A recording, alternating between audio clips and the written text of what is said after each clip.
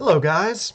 One of the things I want to share with you today is that right before battles would occur, Civil War soldiers would oftentimes write a letter home explaining what life was like in their camps and some of their feelings that they were going through before they fought actual battles. And I want to spend some time today looking through a couple of these Civil War letters. Now, you are welcome to pull up these letters on your own. They'll be included on the day's assignment. But it might be really useful if you follow along with me if we read some of them together and I explain kind of what's going on. Because some of these, when I do this in class with students, we have a chance to discuss them, and you can see how heartfelt some of these really were, especially this first one here. I'm going to read you a letter that was written by a Union soldier named Sullivan Ballou. Now, soldiers would write all the time. Sometimes they would write once a week. Sometimes they would write once every day, writing letters to their family members, loved ones, wives, parents, things like that. One uncommon type of letter was the death letter. And what I mean by that is certain soldiers would, before a battle would approach, get feelings like maybe they weren't going to survive the battle. And so what they would do is they would write a final letter to a loved one. And instead of mailing that letter, they would keep that letter inside of their uniform and tell one of their army buddies about it and say, hey, just in case I die, if I die in battle, will you please make sure this letter gets mailed to my family, to my wife, to my loved ones. And this was kind of a final letter with all of their final thoughts. The first letter I want us to go through is one of those letters. Sullivan Ballou is writing a letter right before a major battle of the Civil War, and he's writing to his wife. And this is what he says. Check this out. My very dear Sarah, the indications are very strong that we shall move in a few days, perhaps tomorrow.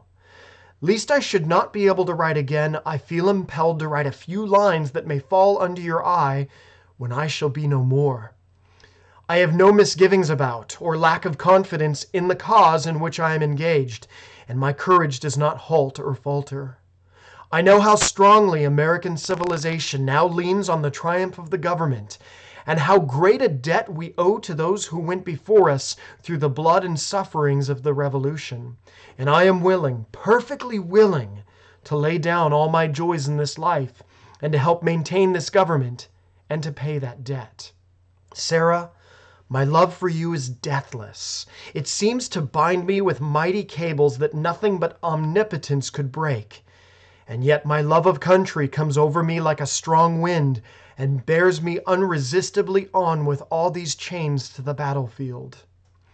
The memories of the blissful moments I have spent with you come creeping over me, and I feel most gratified to God and to you that I have enjoyed them for so long. And hard it is for me to give them up and burn to ashes the hopes of future years when, God willing, we might still have lived and loved together, and seen our sons grown up to honorable manhood around us. I have, I know, but few and small claims upon divine providence. But something whispers to me, perhaps it is the waifed prayer of my little Edgar, that I shall return to my loved ones unharmed. But if I do not, dear Sarah, never forget how much I love you, and when my last breath escapes me on the battlefield, it will whisper your name. Forgive my many faults and the many pains I have caused you. How thoughtless and foolish I have oftentimes been. How gladly I would wash out my tears every little spot upon your happiness. But, oh Sarah, if the dead can come back to this earth and flit unseen around those they loved, I shall always be near you, in the gladdest days and in the darkest nights, always, always. And if there be a soft breeze upon your cheek, it shall be my breath. As the cool air fans your throbbing temple, it shall be my spirit passing by. Sarah, do not mourn me dead. Think I am gone and wait for thee, for we shall meet again. Sullivan Ballou was killed a week later in the very first battle of Bull Run, also known as the First Battle of Manassas. His wife, Sarah, never remarried. She got this letter, and these were the last words that she ever read from her husband. People don't write like this anymore.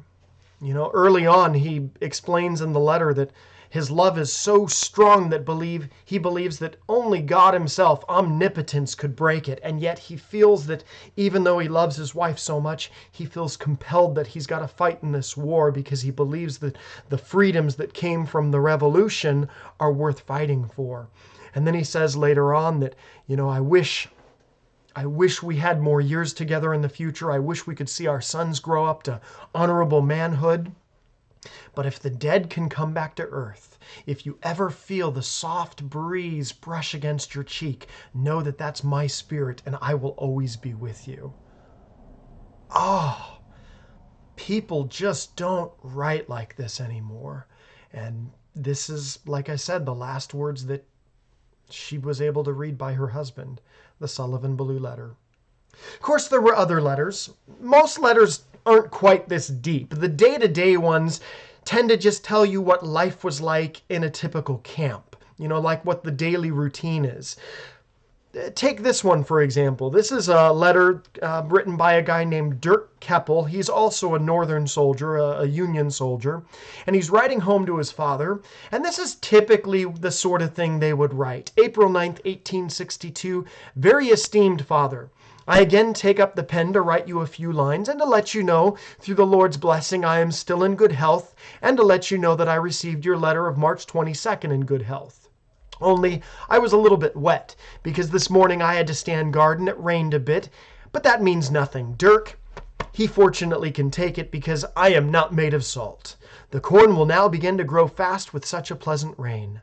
I have also learned from your letter that you are still in good health, and I hope that you may receive these few lines in good health. Obviously, this guy doesn't write as well as the last letter, but continuing on. I am also letting you know that we have sent a letter to A. Plugger. I have to keep $15. This time I did not dare enclose $20 because you don't know what might happen, because I don't want to starve as long as I am here. He writes this because in those days when you wrote home, typically you would enclose money to your family. He's enclosing some of his army pay to take care of his family. I cannot understand that you did not receive a letter from me for a month, because most of the time I do write one each week, if not more than that. But I think it is mostly caused by the irregular departure of the mail. I think that I write enough, but I might be wrong. But I have the right solution. Why don't you write me how much I should write in 1 week? Because it doesn't make any difference to me, even if I have to write one every day, because writing isn't difficult for me and I presently have time enough also. Our drill has also been changed again. In the morning we have bayonet exercises. We start at 7 o'clock and at 8 o'clock we are done, because near 9 o'clock it is already very warm, and then in late afternoon we have earned our day's pay again. We sometimes have a lot of fun during drill. Our good colonel comes up with such funny jokes that if you could see us in action once, you would have to hold your stomach from laughing. We are very lucky to have a good colonel. He makes it as easy for us as he can. Father, I cannot write you any news. Everything is still the same. The Holland boys here are still in good health. You still have to have a little patience with my portrait, because it is not easy to get one. Do greet Mother and the whole family again. Greetings from me, Dirk Keppel. One of the things he mentions here at the end, which I really appreciate, is most of these Civil War soldiers had never been more than a few miles from home ever before. And so they write letters home constantly. They send money home. But one of the first things they did, one of the most important things, is when they left home, they had their portrait taken. They had a photograph taken of themselves. Cameras were a brand new invention. Pictures were a brand new thing, and it was an expensive process to go through. It was also a tedious one. You would have to sit for 2 straight minutes without moving while the camera lens had the exposure set on film. Basically, it took 2 minutes to get your picture taken. And if you moved or smiled or anything like that, it would ruin the picture. It would have a motion blur in it. So Dirk here's writing home going, you know what? I'm trying to work on getting my portrait taken. I'll get it taken as soon as I can. Typically, they would have 2 pictures taken. One they would keep for themselves, usually on their body somewhere, and one that they would send home to loved ones. So that's the typical thing that a Civil War soldier would write back home. So hope you enjoyed that. I know reading through letters can be a little long and tedious unto itself, but I wanted you to see what a typical soldier wrote. And there is a big difference between the day-to-day letters and the death letters that were sent when soldiers knew they were writing what could possibly be the last words a loved one would ever read. That's typically what Civil War soldiers wrote.